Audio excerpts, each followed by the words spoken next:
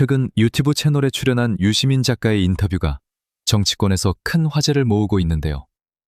인터뷰가 공개된 이후 다양한 해석과 비판이 이어졌지만 정작 많은 분들은 2시간이 넘는 전체 인터뷰를 모두 보지 못한 채 일부 발언만 접한 경우가 많습니다. 그러다 보니 특정 문장만 부각되거나 앞뒤 맥락이 생략된 채 서로 다른 해석이 나오면서 논란은 더욱 커지고 있습니다. 그래서 오늘은 MBC 조승원의 뉴스 하이킥에서 유시민 작가가 직접 밝힌 내용을 바탕으로 그의 발언을 처음부터 끝까지 흐름에 맞게 들어보겠습니다. 이번 인터뷰에서 유시민 작가는 자신이 정부를 공격하기 위해 발언한 것이 아니라 정치평론가로서 공개된 발언과 정책, 그리고 정치권의 움직임을 종합해 자신의 판단을 설명한 것이라고 밝혔습니다. 또한 이재명 대통령이 추구하는 통합의 방향에는 공감하지만 현재의 정치 운영 방식으로는 그 목표를 이루기 어렵다는 우려도 함께 전했습니다.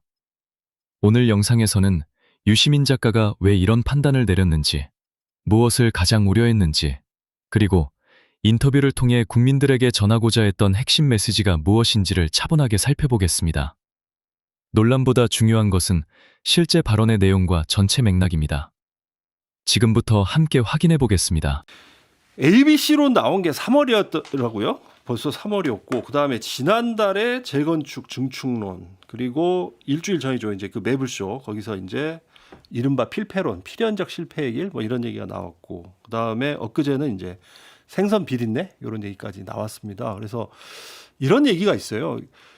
그 발언하시는 주기는 조금 짧아지고 대신에 강도는 좀 세진다 이런 얘기가 있는데 어떻게 생각하세요? 제가요, 네. 이재명 정부 출범하고 나서 작년 6월에 네. 이제 그 전통 언론에는 뭐 재래 언론, 뭐 레거시 미디어에는 네, 딱 그 손석희 선배 질문들에 한번 나오고 네, 그렇죠. 권수편 뉴스 하이킥 한번 나오고 그 네. 2번이 다였고요. 네, 유튜브에 5번 나왔습니다. 1년 동안. 네, 그러니까 이제 금년 들어서 한 달에 한 번쯤 나온 거거든요. 네. 자주 나온 건가요? 아, 횟수로 따지면 그런 거를 무슨 빈도와 강도를 따지기에는 너무 적은 출연 횟수 아니에요? 저는 그래서 왜 그렇게 분석을 하시나? 굳이 그럴 것까지는 없는데. 네. 예.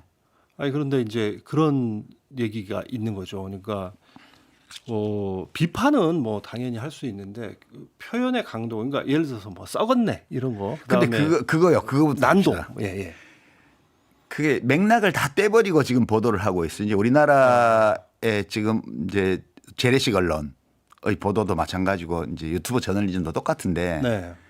그것이 어떤 질문에 대한 대답이었는지를 안 따지고 그 표현만 딱 가지고 와서 생 난리예요, 솔직히. 그거는 이제 진행자들이 질문을 어떻게 했냐면 이분 뉴스 진행자들이 네. 권력은 다 부패하게 돼 있습니까? 이렇게 물어봤어요, 일반론으로. 네. 그래서 제가 100%죠. 네. 그거는 인간 본성이라고. 그렇게 얘기하셨죠. 예, 그래서 이제 권력이라는 거는 어물전 같아서 어느 정도의 비린내는 있기 마련이라고. 네. 근데 그 비린내까지는 다 용납이 되고 불가피한 건데 네. 그게 썩은 냄새가 나면 안 된다고. 네. 그 아주 일반론적인 대답을 한 거예요. 근데 이거를 갖다가 뭐 이재명 정부의 썩은 냄새가 난다고 제가 말한 것처럼. 그 저는 보면서 문해력이 없는 분들이 언론에 종사하시나? 이게 맥락을 다 제거하고 자기 마음대로 해석해서 비평을 해요. 심지어는 제가 요즘 보면 이제 소위 레거시 미디어의 그 유튜브가 있습니다. 정치 비평 유튜브들이. 네. 근데 한국일보도 있고 JTBC도 있고 뭐 무슨 한겨레도 있고 경향신문도 있죠. 네. 이렇게 보면 야 이거 소위 레거시 미디어의 유튜브 정치 비평 프로그램들이 새로운 저널리즘 장르를 개척했구나. 어떤 조롱 비평. 조롱 비평? 예, 그 아, 내용이 그렇게 보세요? 예, 근데 그런 언론사에서 하는 유튜브 정치 비평 프로그램의 썸네일을 한번 열어보세요. 컴퓨터 화면 가득히 열어보면 누군가를 조롱하는 게 10개 중에 9개예요. 썸네일에 그렇게 걸려 있어요, 아예. 그래서 저는 이렇게 보면서 야, 이건 정말 신세계다. 그리고 이제 가끔 그분들이 제가 한 발언들을 어떻게 다루나를 봐요. 아, 그걸 다 보세요? 다 보지는 않죠. 아, 네. 다 보지는 않지만 그래도 비평 되게 그런 한 20분 정도 되는 비평가들이 돌아가면서 나와요. 그 모든 프로그램에. 패널들이 이제 예. 중복이 되는 경우가 많죠. 한 제일 많이 나오는 분은 보니까 본인 말로 하루에 8군데 나갔다 그러더라고요. 그러면 하루에 8군데 이제 나가서 비평하는 분이 저보고 제가 너무 자주 출연해가지고 한계형 체감의 법칙에 적용돼서 이제 영향력이 없대요. 이제 그런 얘기들을 하고 있더라고요. 그러니까 야, 이건 정말 신세계다. 제가 다 보지는 않는데 그래도 저도 저의 말에 대한 책임성이 있어야 되니까 제가 한 말에 대해서 비평하는 분들이 어떻게 이야기를 하나를 조금은 보죠. 아니 그러니까 일단은 그러면 네. 아까 얘기하신 썩었네 비린내 이거는 이재명 정부를 집어서 얘기한 건 아니다. 일반 이재명 정부도 예외는 될 수 없죠. 모든 권력이 그랬다고 했기 때문에 이재명 정부도 예외는 아닌 거죠. 네. 이제 그런 점에서 보면 이재명 정부도 그런 위험이 있다고 말한 거로 해석할 수는 있는데 네. 그런 얘기를 할 때마다 이재명 정부를 특정한 건 아닙니다라고 말을 해야 되나요? 그렇죠. 그리고 이제 뭐 이 필연적 실패라는 것도 네. 어떻게 비평하고 보도를 하냐 하면 이재명 정부는 필연적으로 실패한다라고 제가 말한 것처럼 보도를 해요. 네. 제가 말한 것은 이렇게 계속 가면 이렇게 계속 간다면이란 네, 전제를 네, 이렇게 깔고. 계속 간다면 실패할 수밖에 없다. 그렇게 말한 거거든요. 네. 그럼 앞에 그걸 다 떼버리고 저주한 것처럼. 그러니까 심지어는 정치하는 분들도 그 보도만 보고 그러니까 현실 정치를 하는 분들이 밖에서 비평하는 사람의 비평 중에 일부를 그냥 따가지고 제가 이재명 정부를 저주했다고 저를 비판을 해요. 네. 그거를 논쟁할 수도 없잖아요. 그분들하고 제가. 그러니까 저는 보면서 그냥 이런 세상이구나. 그냥 그렇게 생각하죠. 이게 싫으면 비평을 하지 말아야지.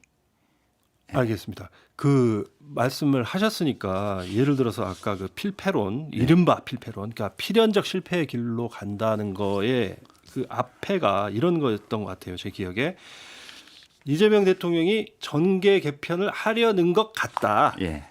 내가 볼 때 하려는 것 같은데 그렇게 하면 매우 불행하다. 이거 필연적인 실패의 길로 갈 것이다. 이런 느낌으로 저는 받아들였거든요. 그렇죠. 제가 그렇게 정확히 그렇게 얘기했죠. 그렇게 얘기를 했습니다. 근데 제가 여기서 보면 그래서 정계 개편을 하려는 것 같다. 이런 것들이 약간 어떤 추측, 어떤 추정, 예단 뭐 이렇게 보이는 거 아닌가. 왜냐하면 뭐 이재명 대통령이 뭐 정계 개편을 하겠다고 한 적도 없고 사실 이거 정계 개편이 쉽지 않은 일인데 라도 저는 그걸 인터뷰를 들으면서 그렇게 생각을 네. 했거든요. 그래서 실제로 이제 그런 비판을 하는 분들이 많이 있더라고요. 그래서 좀 근거 없는 어떤 뭐 예측과 제가 뭐 자료 보니까 뭐 무슨 뭐 굳이 그거 다 소개 안 하셔도 돼요. 우리 그러니까. 우리 청취자들이 다 아셔요. 아실 것 같아요. 그래서 이런 예단과 추측, 그러니까 쉽게 말하면 약간 뇌피셜의 근거에서 지금 좀 말씀을 좀 막 하시는 거 아니냐라는 비판도 있습니다. 그렇죠. 예. 일각에서는. 일각이 아니라 거의 다 그렇게 얘기하고 있죠. 거의 모든 분들이. 그거에 대해서는 어떻게 생각하세요? 그러니까 이제 비평이란 게 뭐냐에 대해서 이제 생각이 좀 다른 건데요. 네. 우리 조 기자님은 권력자나 정치인들이 진실만 말한다고 생각하세요? 뭐 진실을 말할 때도 있지만 다 믿을 수는 없겠죠. 그렇죠. 네. 그다음에 어떤 일을 자기가 하려고 할 때 네. 의도를 다 노출시키고 한다고 생각하세요? 네. 아니죠. 네. 때로는 권력자와 정치인들은 필요하면 거짓말도 하고요. 네. 좀 본심을 감추기도 하고요. 그다음에 그것을 공개해야 될 시점이 오기 전까지는 예비 작업을 하면서 그것을 의도를 감추기도 해요. 네. 그러니까 비평이라는 것은 사실 보도와 달라서 네.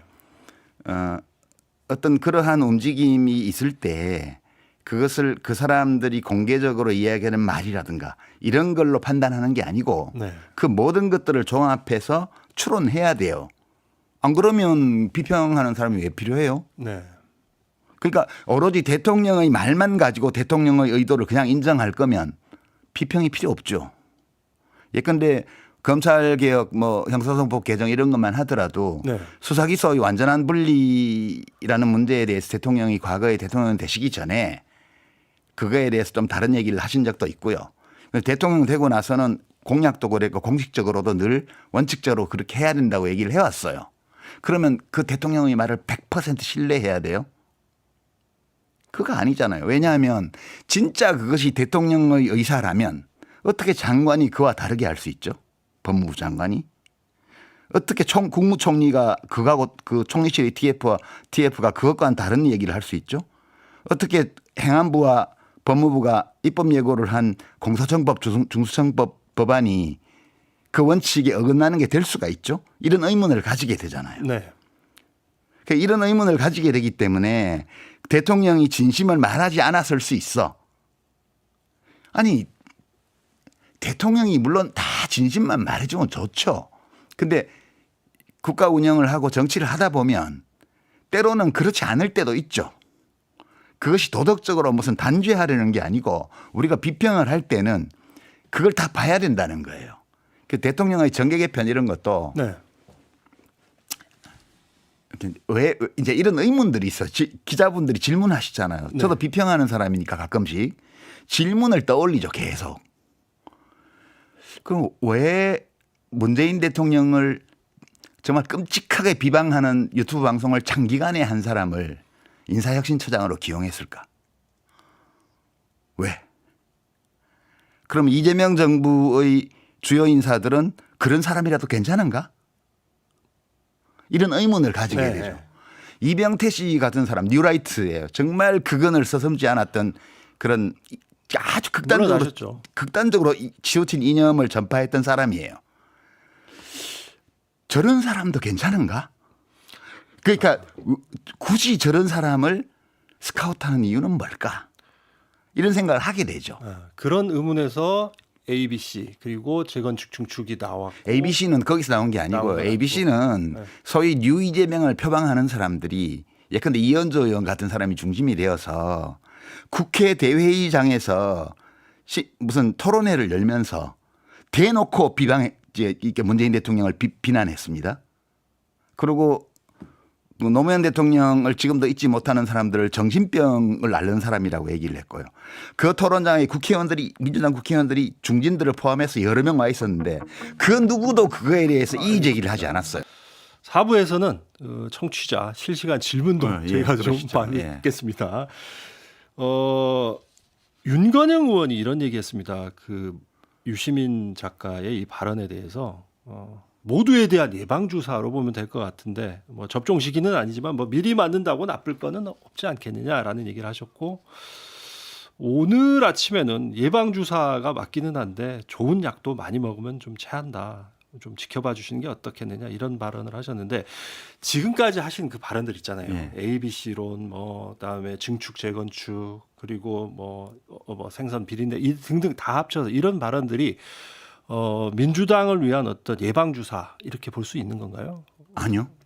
그럼 어떤 겁니까? 저는 그냥 제 생각을 얘기하는 거예요. 예. 그것이 민주당에 무슨 이익을 주냐 손해를 주냐에 대해서는 그건 제 일은 아니라고 봐요. 정치 평론가로서 그냥 예, 저는 가끔 비평하는 사람으로서 네. 그냥 저의 생각을 얘기하는 거고 그것을 민주당 분들이 어떻게 소화하며 국힘 분들이 어떻게 이용하며 소위 조중동 보수 언론에서 어떻게 활용하고 네. 또는 뭐 요즘 진보 언론이 있는지 모르겠지만 새칭 진보 언론에서 어떻게 비평하는지는 그들의 몫이라고 봐요, 저는. 네. 그러니까 제가 제기하는 문제는 의문이에요, 의문. 왜 어떻게 국회에서 민주당 국회의원들이 그런 짓을 할 수가 있지? 그리고 대통령은 왜 그런 사람들을 가까이 하며 그 SNS X 계정이나 이런 걸 통해서 리트윗하거나 소위 젊은 사람들은 샤라웃이라 그러는데 그 좋게 띄워주는 리트윗을 하거나 네. 또는 이제 이렇게 링크를 걸어서 뭐 이야기를 남길 때 보면 주로 그런 사람들을 해요. 주로. 이게 뭘 의미하는 걸까? 대통령은 도대체 뭘 하려고 하는 것일까? 네. 그리고 소위 뉴 이재명이라고 해서 이제 민주당의 원래의 그런 기본 가치나 이런 것들을 막 공격해야 되는 사람들을 왜 가까이 두는 거지 대통령은? 어떤 생각일까? 그걸 추론해 봐야 돼요. 네. 비평을 하려면. 그러니까 제가 이제 그런 것들을 다 종합해서 추론해 볼 때 대통령에게는 어떤 뜻이 있는 것 같다. 그게 정계 개편. 아니 정계 개편은 뜻이 아니고요. 네. 정계 개편은 그 뜻을 이루는 수단이죠. 수단. 그 뜻은 이제 모두의 대통령, 포용, 통합 이런 대통령이 즐겨 쓰는 말에서 우리가 짐작해낼 수 있죠. 중도 실용. 예, 그거는 아니 그냥 중도 실용이 아니 이해할 수 있어요. 저는 이재명 대통령이 예전에 알릴레오 북스라는 그 책 비평 프로그램에 나왔을 때 김대중 대통령 육성회고록이나 이런 거 네. 다룰 때 그 얘기를 한 적이 있어요. 네.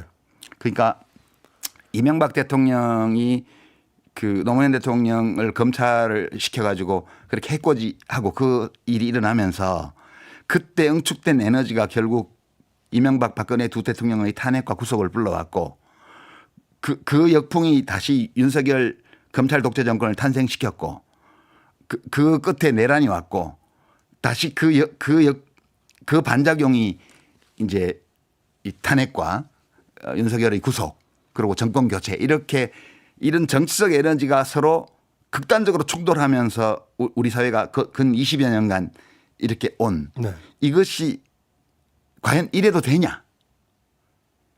그 이대로 대한민국이 갈 수 있냐? 네. 이런 문제에 대한 들에 대한 진지한 고민을 토로한 적이 있어요. 그러니까 이제 대통령 입장에서 보게 되면은 어떻게든 이 충돌의 에너지를 줄이고 그 정치적 양극화를 좀 완화하고 네. 그리고 되도록 어떤 국민적 합의가 높은 수준에서 이루어지면서 국가 운영이 될 수 있도록끔 이렇게 해야 되지 않을까라는 의지 네. 이런 것을 가졌으리라고 저는 추측해요. 모두의 대통령이 되고 싶은 그런 모두의 대통령이 될 수는 없지만 네. 그걸 목표로. 그것이 되려는 지향을 가지고 국정 운영을 하겠다는 거죠. 네. 저는 그런 의도가 있다고 추론했어요. 대통령한테. 근데 이제 제가 가진 문제의식은 그러면 과연 대통령이 지난 1년간 해온 방식으로 그걸 할 수 있을까? 해볼 때 아니라는 거예요. 지금까지 1년 동안 대통령이 해온 방식으로는 그 목표를 이룰 수 없을 뿐만 아니라 오히려 자신을 구해주고 그러니까 검찰 독재에서 이제 정치인 이재명을 구해줬던 국민들의 요구, 지지층의 소망 이런 것들에 어긋나면서 자기 자신의 정치적 기반을 무너뜨리고 진영을 혼돈에 몰아넣고 그리고 스스로도 성공하지 못하고 본인이 생각하는 통합의 정치 그 좌우의 통합 네. 이런 거를 이루지 못한 채 이제 시도하지 않은 것만 못한 결과가 될 수도 있다. 그래서 이제 필연적 실패. 예, 그러니까 저는 사실 제가 개인적으로 바라는 거는 이재명 대통령이 그런 포부를 가지는 것은 좋은데 좀 더 안전한 길로 갔으면 싶은 거예요. 저는 이 자신을 당선시켜 주었던 이 연합, 정치연합, 내란 극복 정치연합 또는 민주진보 정치연합 이것을 더욱 공고히 하면서 외연을 중도 쪽으로 중도 보수 쪽으로 조금씩 넓히는 방식으로 해서 좀 더 안정적으로 지지 기반을 유지를 하면서 대통령 자신은 민생과 관련되어 있는 정책적 성과를 내는 데 집중하고 당은 민주당과 이 진보 진영은 통합과 연대를 튼튼히 하는 가운데 4년간 앞으로 뒷받침하고 이 그림이 이재명 대통령에게 훨씬 안전하고 유익하고 유리한 성과도 낼 수 있는 이런 길인데 본인의 지향이 좋다고 하더라도 그것을 지금까지 제가 말씀드렸잖아요. 뉴 이재명 저는 그걸 난동이라고 보는데요. 네. 정치적인 난동. 그다음에 지금 X 같은 SNS를 이용해서 그 샤라웃하고 말하자면 이렇게 사람을 뽑아 올리는 이런 방식. 그다음에 문저털레유라고 해서 사실상 그 작업을 해온 사람들을 뭐 대통령이 직접 했을 리는 없지만 그 대통령을 따르는 진영에서 컨트롤한 의혹이 굉장히 짙은데 이 방식으로는 그거 못 한다는 거예요. 네. 그래서 제가 그 문제를 지금 사실 제가 오늘 진도를 더 나갈 생각은 없고 네. 지금까지 한 얘기의 맥락을 조금 더 설명해 드리는 거예요. 네. 그래서 저는 사실 뭐 저주를 하는 것이 아니고요. 대통령이 너무너무 정치적으로 위험한 길로 가고 있다고 저는 판단하는 거예요. 그래서 이 판단을 하고 있기 때문에 이걸 얘기는 해줘야 되지 않나 사람들에게 대통령이 지금 어떤 생각을 가지고 그 목표를 달성할 수 없는 방식으로 이렇게 하고 있다는 거를. 네. 이거 검찰개혁 문제도 있고 관련이 있는지는 모르겠지만 여하튼 그 맥락에서 저는 해석하고 있고요.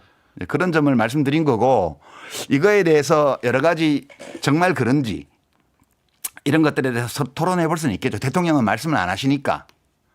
근데 대통령이 이런 거에 대해서 어떤 행동은 하는데 의도를 말하지 않을 때 그러면 우리 비평하는 사람들은 대통령의 의도를 직접 말씀할 때까지 어떤 추론도 하지 말고 그냥 지켜봐야 되나요? 그건 아니잖아요. 알겠습니다. 예. 아니 근데 그런 게 있어요.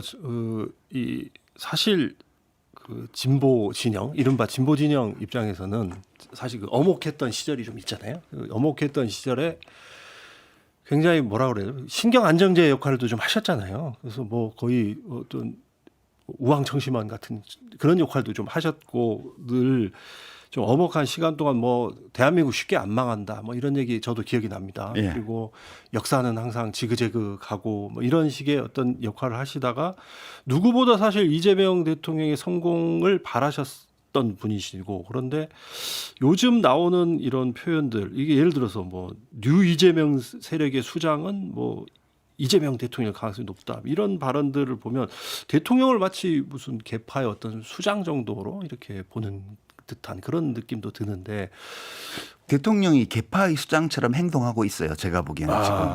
계파의 수장처럼 행동하고 예, 있다. 그 점을 지적하는 거예요. 네. 대통령이 개파의 수장처럼 행동하고 있기 때문에 그렇게 하면 모두가 곤란해진다 그 얘기를 하는 거고요. 역할이 달라진 거는 저는 그렇게 생각합니다. 그럼 저는 역사학을 전공하지는 않았지만 역사 덕후로서 어려운 시기와 좋은 시기 또는 괜찮은 시기가 번갈아 오거든요. 그래서 어려운 시기가 왔을 때는 지나갈 거야. 이 시기도. 이 어려운 시기도 지나갈 거야. 절망에 빠지지 말고 기다리면서 더 좋은 때가 올 거라고 생각을 하면서 서로 위로하고 잘 견뎌나가자. 네. 이런 자세가 필요하고요. 지금은 좋은 시기거든요. 네. 우리 입장에서는. 어떤 분들에게는 안 좋은 시기겠지만 저 같은 사람에게는 좋은 시기인데 좋은 시기가 왔을 때는 이 시기도 지나갈 거야라고 생각해도 역시. 네. 근데 조금이라도 더 이 시기가 오래 갈 수 있도록 하기 위해서는 이 시기가 영원하지 않다는 것을 생각하면서 이런 시기가 빨리 끝나게 만들 수 있는 여러 요소에 대해서 경계하는 마음을 가지고 임해야 돼요. 네. 저는 이제 그렇게 생각하고 그때 제가 지금은 나는 이렇게 생각하는데 라고 제 생각을 얘기하는 거예요. 그거를 받아들이는 사람들이 때로는 무슨 신경안정대로 받아들이기도 하고요. 뭐 지금은 무슨 뭐라고 받아들일까요? 지금은 네. 뭐 알겠습니다. 예. 그런 거죠. 네. 예. 지금 8분 남았는데 청취자 질문이 좀 쏟아지고 있어서 제가 일단 몇 말이 가지 너무 좀 길었네요. 소개를 하겠습니다. 자, 문자로 5034번님께서 이런 질문 주셨어요. 박지원 의원은 김대중 대통령 당시 5년 내내 유시민 작가가 흔들었다라면서 내란 세력에 득이 되는 말을 하지 말라고 했는데 유 작가님의 이 건설적인 비판이라고 하더라도 결과적으로 이게 야권에 도움되는 발언 아닌가요? 라고 5034번님이 질문 주셨는데 이제 박지원 어르신의 말씀은 제가 뭐 굳이 논박 안 하겠습니다. 이제 그분 입장에서는 그런 말씀을 하실 수도 있겠다. 네. 그냥 그렇게 생각하죠. 네. 그래서 건설적인 비판이라도 이게 결과적으로 야권에 도움되는 거 아니냐? 지금은 야권에 예. 이제 그렇게 따지면 네. 저를 진영 논리의 화신이라고 공격했던 게 엊그제 일인데 네. 저보고 지금 진영 논리에 따라서 말하지 않는다고 지금 비난하는 거잖아요. 저는 언제나 저의 생각을 말했을 뿐이에요. 네. 예. 김대중 대통령 당시 5년 내내 흔들었다. 이런 그건 뭐 발언을 사실관계를 해서 다투지 않겠습니다. 사실관계는 다투지. 네. 자, 또 2623번님이 지금 질문 바로 전해 주셨는데요. 유시민 작가님이 조국 혁신당에 입당해서 현실 정치에 참여할 거라는 소문도 돌고 있습니다. 유시민 작가가 정치에 복귀하기 위해 이런 평론을 하는 것 아니냐라는 건데 요거는 저도 유튜브에서 좀 아니 아까 장성철 씨가 나가면서 저하고 인사 건네고 갔는데 장성철 씨가 한 말이잖아요. 근데 아무 근거 없이 그야말로 진짜 뇌피셜로 어떤 분이 뇌피셜로 그런 얘기를 해줬나 봐요. 그러니까 그걸 받아서 저는 이제 장성철 씨가 여러 가지 열심히 활동하시는 건 좋은데 네. 그렇게 누군가의 말을 막 옮기는 방식으로 비평하는 거는 되게 좋지 않은 일이라고 봐요. 네. 그러니까 저는 누구에게도 저는 그런 생각을 한 적도 없고 네. 누구에게 그런 말을 한 적도 없어요. 알겠습니다. 도대체 뭐 저를 아는 어떤 사람이 말을 했다고 그러는데 그 사람 믿지 마세요. 네. 네. 자, 알겠습니다. 분명히 아니라고 하셨습니다. 자, 3706번으로 문자 주셨는데요. 유시민 작가님의 팬입니다. 라면서 대통령이 보안수사권 완전 폐지에 반대하는 이유가 대통령이 되고서 전 정권들처럼 검찰을 이용하고 싶은 마음이 들었다고 생각해서라고 생각하시는 건가요? 국민 피해가 예상되는 중대한 문제라 고민되는 게 아닐까도 생각이 듭니다만 여기에 대한 작가님의 의견을 듣고 싶습니다. 동기는 모르겠어요. 동기는 모르겠다. 네. 왜냐하면 그거를 남겨준다고 해서 검찰을 대통령이 마음대로 쓸 수 있는 게 아니거든요. 네. 검찰은 그렇게 대통령이 그렇게 수사권 남겨준다고 해가지고 그거를 대통령 자신을 위해서 쓸 수 있는 그런 칼이 되지 않아요. 지금 이 보안수사권 형태로 남긴다고 해서. 네. 그래서 그거는 목적 합리적이지가 않다. 만약 그런 목적이 대통령에게는 그런 목적이 있지도 않겠지만 있다고 하더라도 네. 이 보안수사권이라는 형태로 검찰의 수사권을 남겨놓는 것이 그런 목적을 달성하는데 그 분명한 도움이 되는 그런 수단도 아니라고 저는 봐요. 그러니까 아무리 생각해 봐도 모르겠어요. 그거는 동기는. 그러나 대통령이 이 수사권 기소권의 완전한 분리를 원치 않았다는 것은 저는 분명하다고 봐요. 예. 지금 자 그리고 1415번으로 또 질문을 주신 분이 계신데 유 작가님 발언이 조국 전 대표의 이른바 대권 프로젝트 일환이 아니냐 뭐 이런 시각도 있다 뭐 이런 질문을 또 1415번님이 주셨네요. 그러니까 이제 막 지어내는 거죠. 그런 게. 그 비평 소위 조롱 비평 이 우리 한국 저널리즘의 새로운 그런 장르에서는 저걸 기정사실로 해놓고 저를 조리돌림 하더라고요. 그러니까 한마디로 헛소리죠. 그런 거는. 예. 네. 예. 헛소리라고 얘기를 하시는데 자 제작진이 이 질문이 지금 쏟아지고 있어서 지금 이거를 제대로 지금 올려주질 못해서 제가 하나만 좀 지금 또 들어왔다. 라이브다 보니까 네. 9323 양해해 주십시오. 라이브라서 자 이런 상황에서 전당대회가 끝나고 통합이 가능할까요? 중도 확장은커녕 진보 진영 분열되면 다음 총선이고 대선이고 다 없다는 얘기도 많습니다. 9323번 님이 질문 주셨어요. 전당대회 끝나고 나면 또 잘 되겠죠. 민주당이 뭐 그 정도는 하지 않겠어요? 문제 없다. 예. 이 저는 정도 그 정도는 할 수 있는 정당이라고 봐요. 알겠습니다. 그리고 6654번님께서도 질문 주셨는데 여권 지지층이 크게 분열하는 모습이 나타나고 있습니다. 전당대회 이후 민주당 분당 가능성도 있다고 보십니까? 이렇게 싸울 바에 차라리 갈라서는 게 낫지 않나요? 이런 질문 주셨습니다. 이 정도는 별 싸움 아니에요. 과거에 민주당이 뭐 분당 위기로 갔던 여러 일에 비하면 예컨대 뭐 박지원 의원님이 그 전에 문모닝 하시던 시절에 저 문재인 당대표 시절에 네. 그때 어땠는데 그때 지금하고 게임도 안 돼요. 예, 지금 민주당의 꽤 긴 역사에서 보면 이 정도의 내부 갈등, 대립 이런 것들은 되게 흔한 일이었고요. 제가 보기에는 네. 그렇게 심각한 건 아닌 것 같은데 지금. 분당 뭐 이런 얘기가 나올 정도의 그런 심각한 상황은 아닌 것 같다. 예, 무슨 분당해서 뭐가 되겠어요? 분당해서? 네. 그 정도는 민주당 정치인들이 다 안다고 생각하는데. 네. 예. 자, 3116번님. 유 작가님, 당대표 선거 후에 민주당은 어떤 모습이 될지 어떻게 개편을 해야 할지 한 말씀 부탁드리겠습니다. 라고. 그건 저는 이제 대통령의 행동이 되게 중요하다고 봐요. 아, 지금 뭐 상황이 명백하잖아요. 대통령은 특정한 후보가 되기를 원하고 있어요. 그거는 뭐 소위 친명을 자처하는 국회의원들이나 정치인들의 여러 말과 행동. 네. 대통령의 그동안의 여러 가지 말로 볼 때 명백합니다.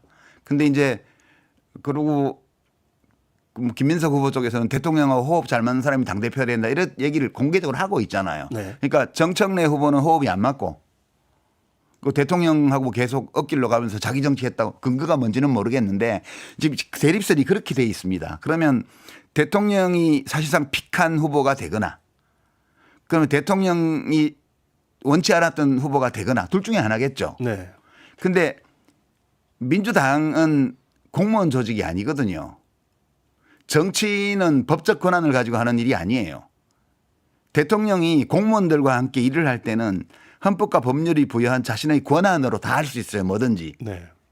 위법 행위가 아닌 한은. 네. 그러나 이 정치의 영역은 이 공감과 소통으로 하는 거지 권한으로 하는 일이 아니거든요. 그러니까 누가 당대표가 되어도 그 사람이 대통령의 부하가 아니에요. 그 점을 대통령이 인정하고 누가 되더라도 직업 공무원들하고 호흡 맞춰서 하듯이 네. 하면은 아무 문제 없다고 저는 생각합니다. 알겠습니다. 예. 저